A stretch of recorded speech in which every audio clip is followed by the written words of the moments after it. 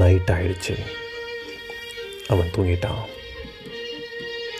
வீடு ரொம்ப சைலண்ட்டாக இருக்கு.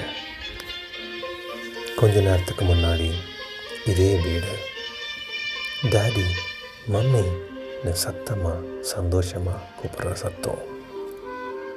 ஆனால் எனக்கு ஆஃபீஸில் இருந்து வந்ததால் கொஞ்சம் டயர்டாக இருந்துச்சு. கொஞ்சம் நேரம் சும்மா இருக்க மாட்டியா? கோபமாக பேசிட்டேன். இப்போது அந்த சத்தமே இல்லை. அவன் தூங்கிட்டுருக்கான். அவன் முகத்தை பார்க்கும்போது தான் புரியும், நான் தப்பு பண்ணிட்டேன். ஒரு நாள் அவன் டாடி விளையாடலாமான்னு கேட்க மாட்டான்.